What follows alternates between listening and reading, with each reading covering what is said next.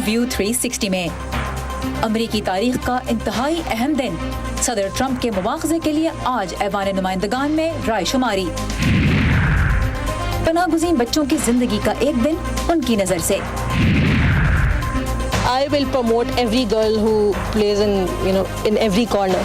اور نیزہ بازی کے لیے اب پاکستانی خواتین بھی اتر آئی ہیں میدان میں۔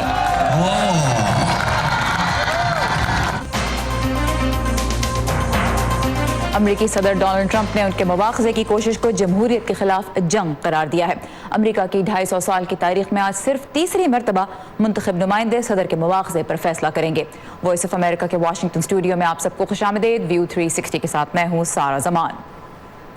امریکہ میں آج سیاسی درجہ حرارت عروج پر ہے۔ صدر ڈونلڈ ٹرمپ کے مواخذے کے لیے آج ایوان نمائندگان میں رائے شماری کی جا رہی ہے اور یہ فیصلہ ہوگا کہ کیا اکثریت کی نظر میں صدر نے اختیارات کا غلط استعمال کیا یا نہیں، اور پھر تحقیقات کے سلسلے میں کانگریس کی راہ میں رکاوٹ بھی کھڑی کی یا نہیں۔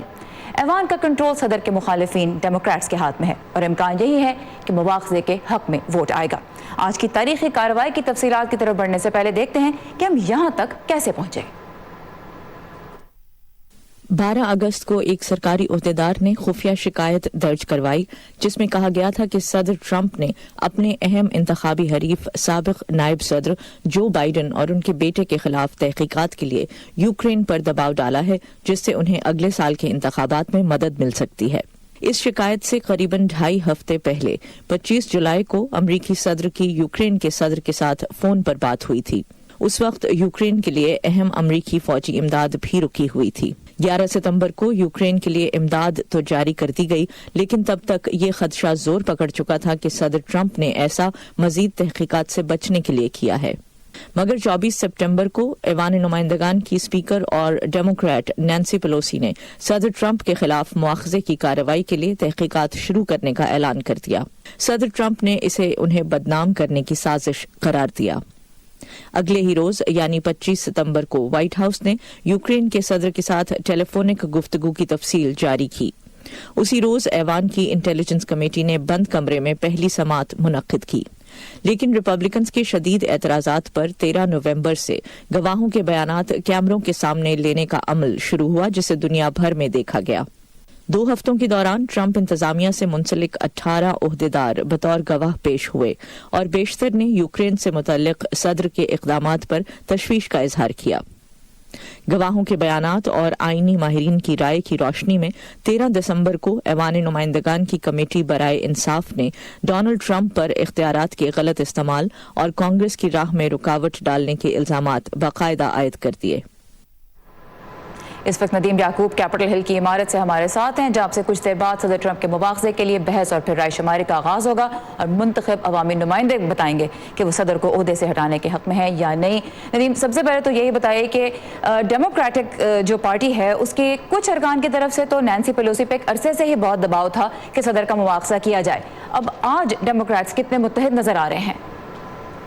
سارا ہمارے ناظرین کو جیسا کہ معلوم ہے، یہ بہت امپورٹنٹ ہے کہ وہ ان کو یہ معلوم ہو کہ 2020 جو ہے وہ چونکہ الیکشنز کا سال ہے، یہاں پر صدارتی انتخابات ہونے ہیں، اس لیے اس سارے پروسیس کا ایک اہم پہلو جو ہے وہ الیکشنز ہے۔ اور ڈیموکریٹس میں جو وہ ایسے اراکین جو ہاؤس کے اراکین ہیں جو کہ ایسے حلقوں سے جیت کر ہاؤس میں آئے ہیں جہاں سے صدر ٹرمپ نے زیادہ ووٹس لیے، تو ان میں یہ خدشہ تھا کہ اگر وہ صدر ٹرمپ کے لیے مواخذے کے لیے وہ ووٹس ڈالتے ہیں تو وہاں پر ان کی حمایت میں کمی ہو جائے گی اور انہیں شاید اس کا خمیازہ آئندہ الیکشنز میں بھگتنا پڑے۔ لیکن آج یہ بات طے ہے کہ تمام ڈیموکریٹک پارٹی کے اراکین جو ہیں وہ ایک ساتھ کھڑے ہیں اور وہ صدر کے مواخذے کے لیے اس کے حق میں ووٹ ڈالیں گے، سوائے 2 اراکین کے جو کہ کھلے عام کہہ چکے ہیں کہ وہ صدر کی مخالفت نہیں کریں گے۔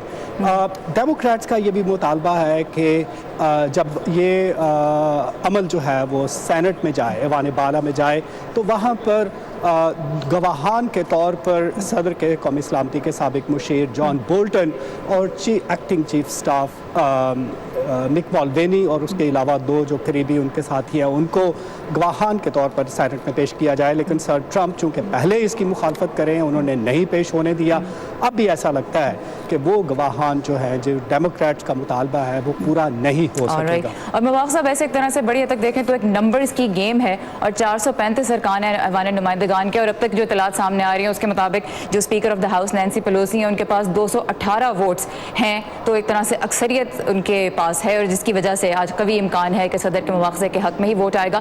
اب دوسری جانب ریپبلکنز اور خاص طور پہ وائٹ ہاؤس کی کیا حکمت عملی ہے, کیونکہ ہم وچ ہنٹ کا لفظ تو صدر ٹرمپ کی جانب سے بہت سنتے آ رہے ہیں, لیکن اس سے بڑھ کے اسٹریٹجی کیا ہے آج؟ جیسا کہ آپ نے کہا, سر ٹرمپ اپنے ٹویٹس میں ایک عرصے سے وہ یہ کہہ رہے ہیں کہ یہ ایک وچ ہنٹ ہے, انتقامی کارروائی ہے, اور کل انہوں نے نینسی پیلوسی جو کہ ہاؤس کی اسپیکر ہیں انہیں ایک لیٹر لکھا, اور اس میں بھی انہوں نے اس کو اتنی الفاظ میں انہوں نے کہا کہ یہ انہیں بدنام کرنے کی کوشش ہے, یہ کھلی جنگ ہے ڈیموکریٹس کی طرف سے. لیکن جو اسٹریٹجی ہے, دیکھیں ایک طرف جیسے میں نے کہا کہ انتخابات ہیں, تو صدر ٹرمپ اور ریپبلکن پارٹی کی کوشش ہے کہ صدر کا جو بیس ہے, جو ان کی حمایت کرنے والے ہیں وہ برقرار رہے. ان کی پوری کوشش ہے, اسی لیے وہ کیمپین کے موڈ میں رہتے ہیں اور ہر وقت وہ کیمپین مختلف سٹیٹس میں جا کے کرتے ہیں. تو ریپبلکن پارٹی ان کے ساتھ کھڑی ہے, جیسا کہ مچ مکونل نے کل کہا کہ وہ بالکل اس معاملے میں صدر کو حمایت کر رہے ہیں اور پوری پارٹی ان کے ساتھ کھڑی ہے. ریپبلکنس کی یہ بھی کوشش ہوگی کہ جب وہ سینٹ میں یہ معاملہ جائے ٹرائل میں, جہاں پر ریپبلکن پارٹی کی اکثریت ہے, انہیں اکثریت حاصل ہے, تو اس وقت تمام پارٹی ان کے ساتھ ہو اور صدر کے مواخذے کی مخالفت کریں. کل تک جو ان کے دو اہم اراکین تھے, مٹ رومنی اور سوزن کولن جو سینیٹرز ہیں, وہ کہتے رہے تھے, ان کے بارے میں خدشہ تھا کہ شاید وہ صدر کے خلاف ووٹ ڈالیں, لیکن آج انہوں نے کل اپنی اسٹیٹمنٹ میں جو ذرائع ابلاغ میں خبریں آ رہی ہیں ان سے لگتا ہے کہ وہ بھی ریپبلکن پارٹی کے ساتھ کھڑے ہیں. اور صدر نے جو خط بھی لکھا اس میں بھی بار بار یہی کہا کہ ایک تو ڈیموکریٹک پارٹی 2016 کے انتخابات کو اب تک قبول نہیں کر پائی اور ان کو پلٹنے کی کوشش کر رہی ہے, مواخذے کی کوشش سے, اور ساتھ میں ان کا یہ بھی کہنا تھا کہ وہ بالکل پریشان نہیں ہے, ان کو یہی لگتا ہے کہ 2020 کے الیکشن میں بھی انہیں ہی کامیابی ملے گی, کیونکہ ملک کے حالات وہ کہتے ہیں کہ انہوں نے بہتر کر دیے. ندیم یعقوب ہمارے ساتھ تھے کیپٹل ہل سے, thank you very much Nadeem. اور یہ آپ کو بتاتے چلیں کہ اگر آج صدر ٹرمپ کے مواخذے کے حق میں فیصلہ ہو جاتا ہے تو پھر مقدمہ سینٹ میں جائے گا, جہاں صدر اپنا دفاع کر سکیں گے, اور ارکان سینٹ پھر یہ فیصلہ کریں گے کہ صدر کو عہدے سے ہٹایا جائے یا نہیں. لیکن جس طرح ہم نے ذکر کیا کہ برطرفی کا امکان کم ہی ہے, کیونکہ سینٹ میں اکثریت ریپبلکنز کے پاس ہے. تو آج مواخذے سے متعلق جاری کارروائی کی اپڈیٹس آپ کو ملتی رہیں گی ہماری ویب سائٹ urduvoa.com پر, اور اس کے علاوہ ہمارے فیس بک پیج پر بھی. تو صدر کا مواخذہ ایک طرف جاری ہے اور دوسری طرف امریکہ کے اگلے صدارتی انتخابات میں کوئی دوسرا ملک مداخلت نہ کر سکے, اس پہ انٹیلیجنس حلقے خاص طور پہ توجہ دے رہے ہیں تاکہ 2016 کی تاریخ دہرائی نہ جائے, جب روس کی جانب سے امریکہ کے جمہوری عمل کو متاثر کرنے کے واضح ثبوت سامنے آئے تھے. اگرچہ اس بارے میں صدر ٹرمپ اپنے ہی حساس اداروں کی رپورٹس پر اب بھی سوال اٹھاتے ہیں. تو آئیے دیکھتے ہیں کہ امریکہ کے اگلے انتخابات کے لیے سائبر سیکیورٹی کو کیسے بہتر بنایا جا رہا ہے. امریکہ میں جیسے جیسے انتخابات قریب آ رہے ہیں, ماہرین اور قانون سازوں کے لیے انٹرنیٹ کے ذریعے انتخابات کے عمل میں مداخلت پر تشویش بڑھ رہی ہے. واشنگٹن میں centre for strategic and international studies میں ایک مکالمے سے خطاب کرتے ہوئے سینیٹر کرس وین ہال نے کہا کہ گزشتہ انتخابات میں امریکہ کی تمام ریاستوں نے روسی مداخلت کے اثر کو محسوس کیا. تو اب روس یا کوئی اور ملک ایسی مداخلت سے کیا فائدہ حاصل کر سکتا ہے؟ ایک تو یہ کہ وہ ملک کے اندر تقسیم پیدا کرتے ہیں, پھر ظاہر ہے اگر وہ کسی ایک خاص امیدوار کی حمایت کے لیے دخل انداز ہوتے ہیں تو انتخاب کے نتائج متاثر ہو سکتے ہیں. وین ہالن اور کچھ ماہرین کا کہنا ہے کہ سائبر حملوں کے لیے بدنام روس اور دوسرے ملک اپنے طریقوں کو مسلسل بہتر کرتے رہے ہیں. ہیکرز نے جو سب سے پہلا بلیک آؤٹ کیا تھا وہ سن 2015 میں روس کی جانب سے یوکرین میں کیا گیا, جو جزوی طور پر ایک تجرباتی سائبر جنگ تھی. اس میں یوکرین کو سائبر وارفیئر کی ٹیکنیکس کے استعمال کے لیے ایک ٹیسٹ لیب کے طور پر استعمال کیا گیا. یہ واضح تھا کہ جو کچھ یوکرین میں ہوا وہ جلد یا بدیر دنیا کے دوسرے حصوں تک بھی پھیلے گا, اور ایسا ہی ہوا. نیشنل ڈیفنس یونیورسٹی کے ایک ماہر کہتے ہیں کہ روس اس میدان میں ایک اشرے سے زیادہ عرصے سے متحرک ہے. وہ کہتے ہیں کہ روسی کچھ اس طرح سے کام کرتے ہیں کہ ان کی مداخلت کا سراغ لگانا مشکل ہوتا ہے. ان کی کارروائیاں ایسی سطح پر ہیں جسے گرے زون کہا جاتا ہے, جو سائبر جنگ کے مرحلے سے نیچے ہے. ٹیکنالوجی کے جریدے وائرڈ سے منسلک صحافی اینڈی گرینبرگ کے مطابق اس مسئلے سے نمٹنے کے لیے بہترین طریقہ یہ ہے کہ عالمی برادری مل کر ایسے ضوابط طے کرے جس سے انٹرنیٹ کے ذریعے مداخلت کو روکا جا سکے. ہمیں ایک دوسرے کو باز رکھنے کی کوشش کرنی ہوگی. ہمیں عالمی برادری کی حیثیت سے ایسے ضوابط وضع کرنے ہوں گے کہ ہم عام شہریوں پر سائبر حملے نہ کریں. اور آخر کار ہمیں سائبر جنگ کو روکنے کے لیے جنیوا کنونشن کی طرز کے معاہدے پر کام کرنا ہوگا. نیشنل ڈیفنس یونیورسٹی کے ایلیکس کراؤتھر کہتے ہیں کہ انٹرنیٹ پر محفوظ رہنے کی تربیت بھی بہت اہم ہے. 90% سائبر حملے جعلی طریقے سے معلومات حاصل کرنے یا فشنگ سے شروع ہوتے ہیں. یوں سمجھیں کہ کسی ملک میں جھوٹی خبریں دیکھ کر لوگ کہیں کہ یہ جھوٹی خبر ہے. تو انفارمیشن ٹیکنالوجی اور معلومات کا ذمہ دارانہ استعمال بہت ہی اہم ہے، جیسا کہ فن لینڈ نے کیا ہے. یہ مسئلہ ختم ہوتا نظر نہیں آ رہا. پچھلے 15 برس میں نجی اور سرکاری سطح پر سائبر سیکیورٹی کے لیے خرچ کی جانے والی رقم میں 3500% اضافہ ہوا ہے اور اس میں مزید اضافہ متوقع ہے. الیگزینڈر یونیوسکی کے ساتھ اسد اللہ خالد، وائس آف امریکہ.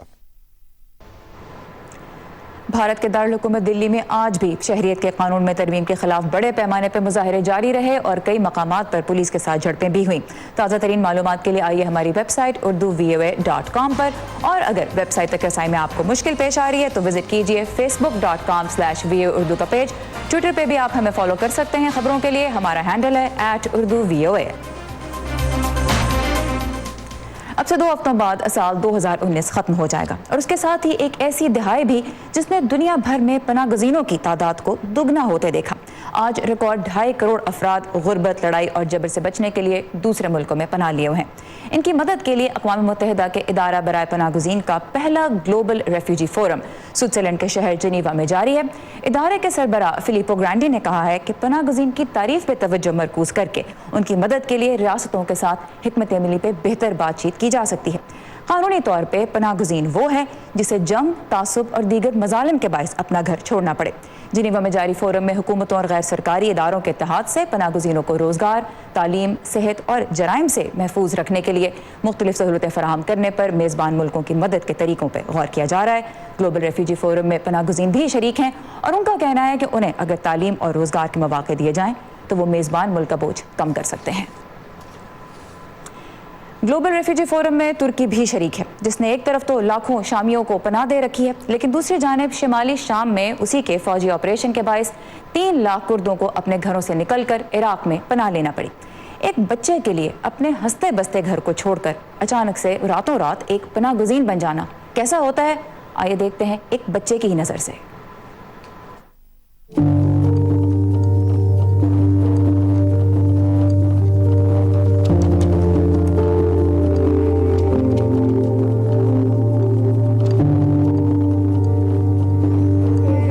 شام کے وقت بہت دھماکے ہوئے. شام کے وقت مجھے بہت خوف آتا تھا، بہت ہی زیادہ.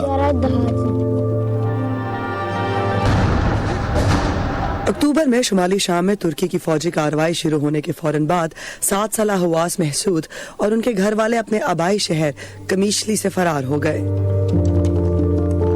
اور 250 کلومیٹر کا سفر طے کر کے عراق میں ایک پناہ گزین کیمپ پہنچے. یہاں میری زندگی بہتر ہے، یہاں کوئی دھماکے نہیں ہوتے.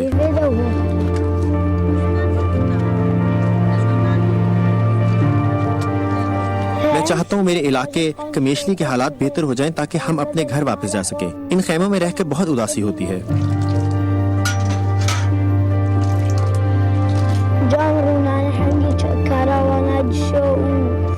میری امی ہر وقت کام کرتی ہیں، وہ ہمارے کپڑے دھوتی ہیں، وہ میری بہن کا خیال رکھتی ہیں. میں ایسے دیکھتا ہوں تو مجھے بہت دکھ ہوتا ہے. کمیشلی میں ایسا نہیں تھا.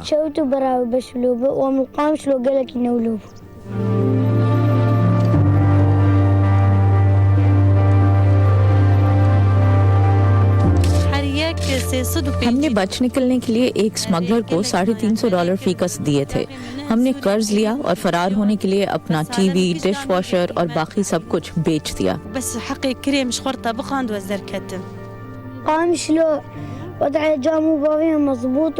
کمیشلی میں ہماری مالی حالت اچھی تھی لیکن یہاں بہت خراب ہے.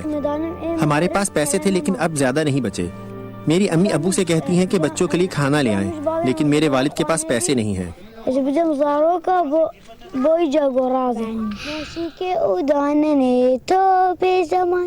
मुस्तकबिल से ना अनजान हवास सिर्फ एक रोशन कल की उम्मीद ही कर सकता है।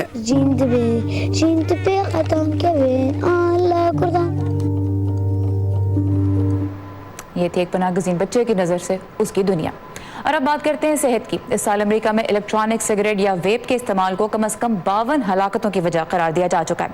मगर अब एक नए मुताले से पता चला है कि ई सिगरेट से फेफड़ों के अमराज का खदशा बढ़ जाता है, लेकिन रिवायती सिगरेट के मुकाबले में कम। American journal of preventive medicine में शाया होने वाले इस मुताले के मुताबिक ई सिगरेट इस्तेमाल करने वालों में दमा, ब्रोंकाइटिस और दीगर मुज़ी अमराज का इम्कान दुगने से ज़्यादा था, जबकि रिवायती और ई सिगरेट दोनों इस्तेमाल करने वालों में इन अमराज का इम्कान 3 गुना बढ़ जाता है। और मार्केटिंग के दावों के बावजूद ई सिगरेट रिवायती सिगरेट की आदत छोड़ने में मददगार साबित नहीं होता। और अब चलते हैं पाकिस्तान। टेंट पेगिंग, जिसे नेज़ाबाजी भी कहा जाता है, एक शहाना खेल है जिस पे मर्दों का राज है, लेकिन पाकिस्तान में कुछ ख़वातीन भी अब इस खेल में अपनी जगह बना रही हैं। लाहौर से समन खान आज हमें मिलवा रही हैं पाकिस्तान की पहली वुमेन टेंट पेगिंग टीम से। एडवेंचर की शौकीन तहरीम फातिमा पढ़ तो साइकोलॉजी और साइकोथेरेपी रही हैं, लेकिन ये नाम बना रही हैं नेज़ाबाजी के खेल में।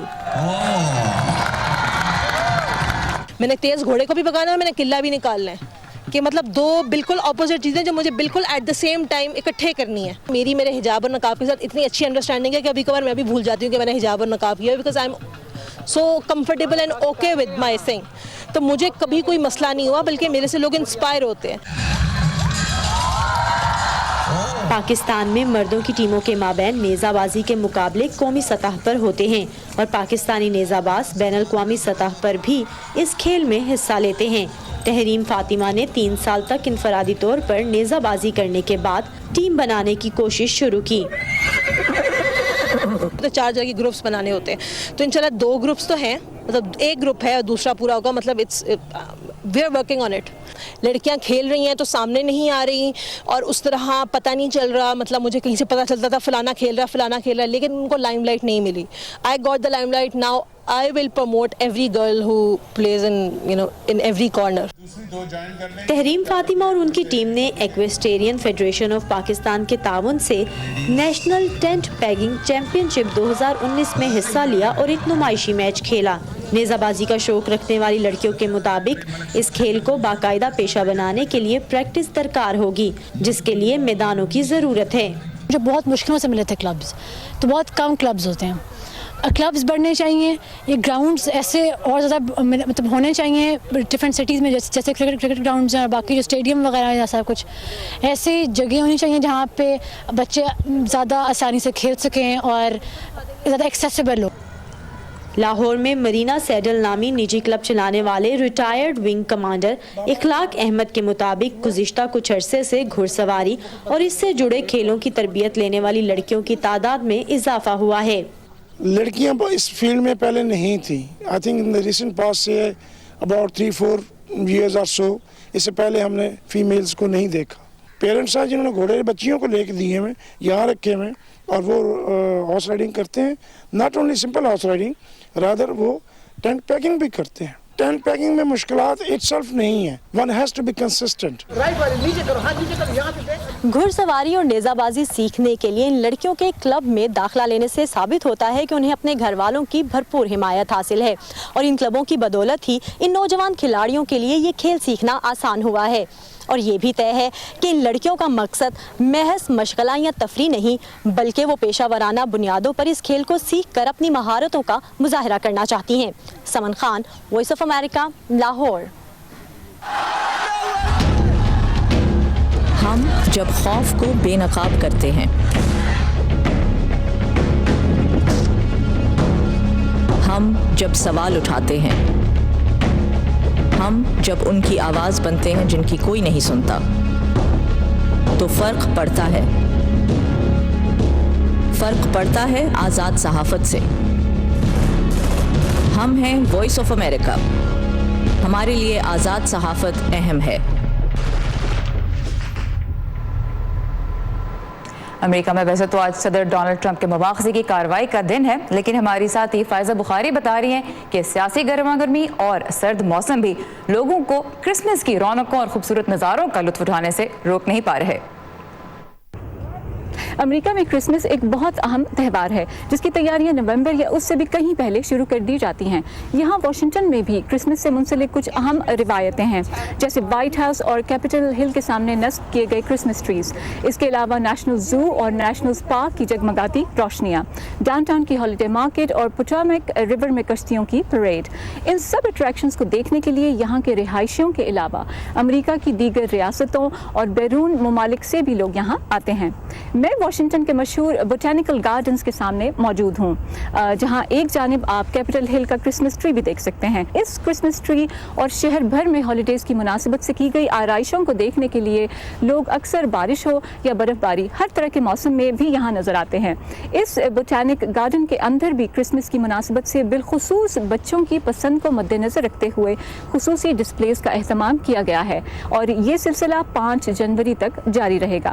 اس کی جھلک ہم آپ کو دکھاتے ہیں اس رپورٹ میں.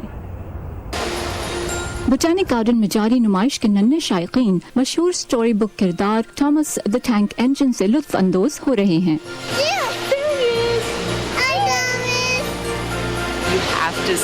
آپ کو ٹرینز لازماً دیکھنی چاہیے کیونکہ بچوں کے لیے یہ بہت جادوئی اور خاص ہے.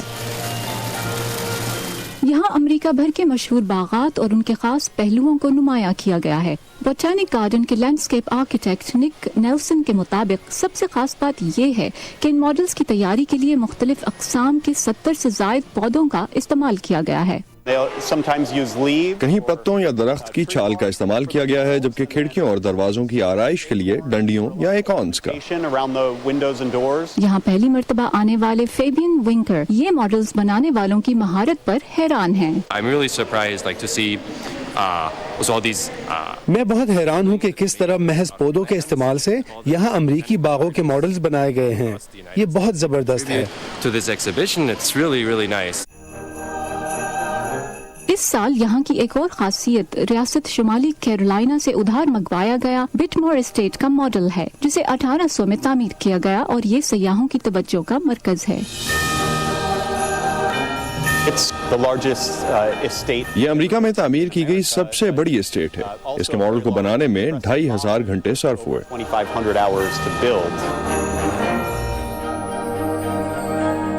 واشنگٹن کے سب سے اونچے کرسمس درختوں میں سے ایک یہ 8 میٹر لمبا کرسمس ٹری بھی یہاں موجود ہے. کرسمس سے منسوب رنگ برنگے پونسیٹیس پھولوں کو بھی یہاں زیر نمائش واشنگٹن کی اہم عمارات کے ماڈلز کی آرائش کے لیے استعمال کیا گیا ہے. ہم نے واشنگٹن کے نیشنل مال کی 13 عمارتوں کی نمائش کی ہے. چند بہت مشہور ہیں جیسے Capitol Hill, Washington Monument, White House اور library of Congress. Patricia Kim ان ماڈلز کو بنانے والوں کی تخیلاتی صلاحیتوں پر حیرت زدہ ہیں.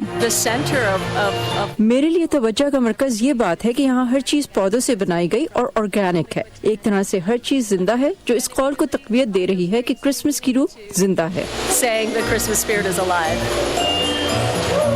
ڈیبرا بلاک کے ساتھ فائزہ بخاری, وائس آف امریکہ. اور اسی کے ساتھ ختم ہوتا ہے آج کا ویو 360. شو میں شامل رپورٹس پر آپ اپنی فیڈ بیک دینے کے لیے آئیے facebook.com/VO اردو کے پیج پہ, جہاں آپ کو دنیا بھر سے اہم خبریں اور بہت سے دلچسپ فیس بک لائیو انٹرویوز بھی ملیں گے. اپڈیٹڈ رہنے کے لیے آپ اردو VOA کو ٹویٹر پر بھی فالو کر سکتے ہیں, اور دلچسپ ویڈیوز اور تصاویر کے لیے انسٹاگرام پر اردو VOA حاضر ہے. اجازت دیجیے سارا زمان کو, کل پھر ملیں گے. خدا حافظ.